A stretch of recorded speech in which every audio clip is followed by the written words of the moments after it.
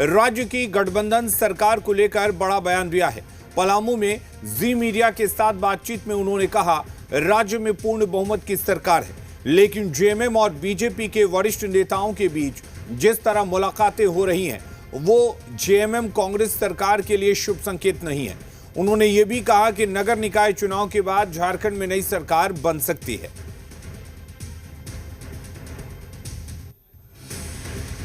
हमें ये बात समझ में नहीं आती है कि जब प्री पोल अलायंस था और कांग्रेस के समर्थन से झारखंड मुक्ति मोर्चा की सरकार चल रही है, तो बार बार भारतीय जनता पार्टी से बात करना या उसके संपर्क में रहना, सरकार को लेकर के बातें आना, पब्लिक में आना, ये शुभ संकेत नहीं है। इससे मुझे लगता है कि परहेज करना चाहिए उन लोगों को जो इसमें लगे हुए हैं। अंदर खाने क्या सूचना मिल रही है? अब 23 तक हम अभी कुछ नहीं बोलेंगे, अब 23 के बाद बात करेंगे। और पूर्व मंत्री केएन त्रिपाठी के बयान पर कांग्रेस और बीजेपी ने प्रतिक्रिया दी है। कांग्रेस के मुख्य प्रवक्ता किशोरनाथ शाहदेव का कहना है कि पार्टी के प्रदेश अध्यक्ष केशव महतो कमलोच स्पष्ट कर चुके हैं कि केएन त्रिपाठी का ये निजी बयान है, ऐसे पार्टी का कोई लेना देना नहीं है। उन्होंने कहा कि ऐसे बयान से लोगों की राजनीतिक दुकान चलती है, इसलिए इन बातों को हवा दी जाती है। उधर बीजेपी प्रवक्ता प्रतुल शाहदेव का कहना है कि जेएमएम और कांग्रेस को एक दूसरे के खिलाफ प्रेशर पॉलिटिक्स करनी होती है तो बीजेपी कॉमन फैक्टर होती है।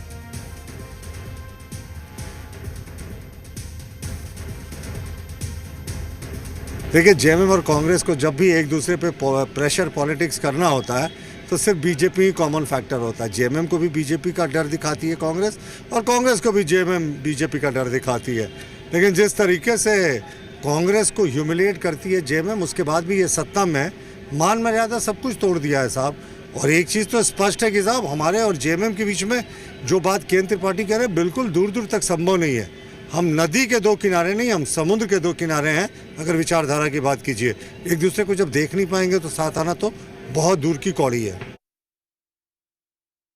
मैं मानता हूं कि कोई अगर व्यक्ति महत्वपूर्ण पद पर है तो फिर उसका निजी बयान का कोई महत्व नहीं रह जाता है, क्योंकि आप एक दल से ताल्लुक रखते हैं और उसके भावनाओं के अनुरूप आपको अपना बयान को देने की आवश्यकता है।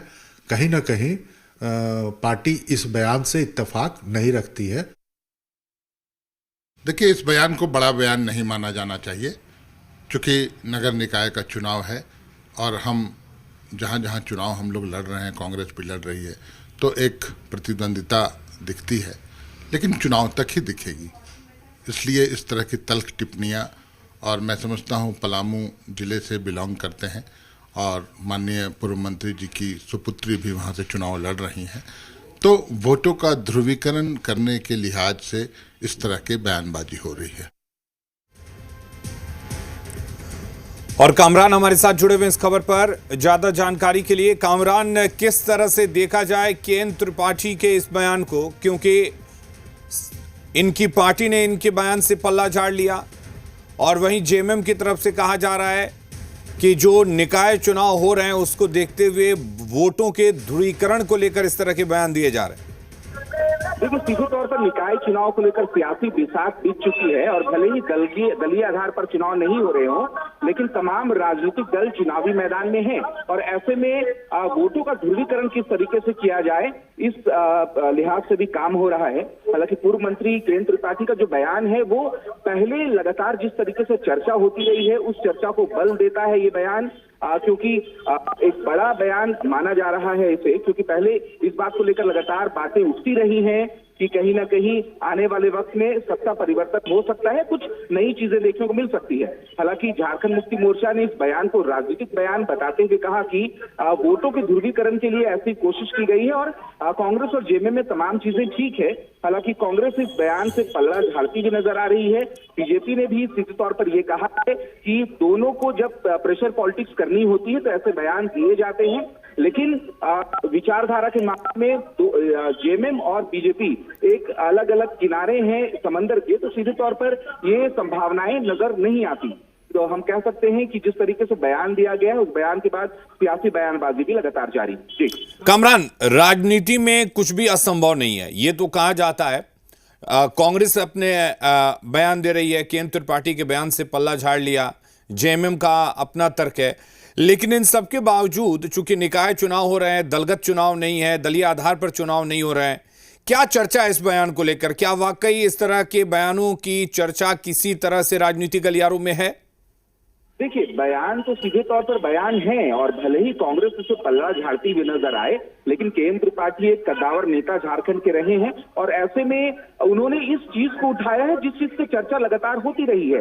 कहा यह जाता है कि बीजेपी झारखंड में ऑपरेशन लोटस चला रही है, कहा यह भी जाता है कि कांग्रेस की जो नाराजगी है जेएमएम से वो कई बार सतह पे आती हुई नजर आई है।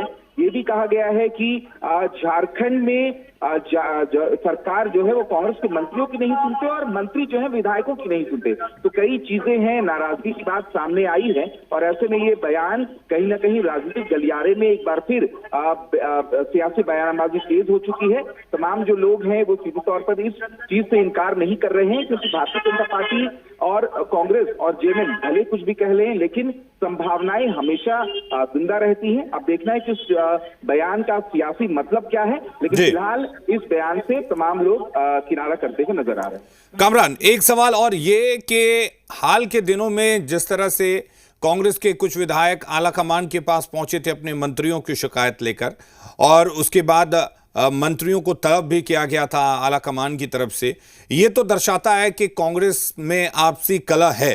दूसरी बात ये कि कुछ दिनों पहले रामदास अठावले भी आए हुए थे, उन्होंने कहा था कि अगर हेमंत सोरेन आ जाते हैं बीजेपी के साथ तो उनको ज़्यादा फंड मिलेगा, उनके जो राज्य सरकार है उसको केंद्र से ज़्यादा मदद मिलेगी। ये दोनों बयान हैं, दोनों तरह की बातें हैं।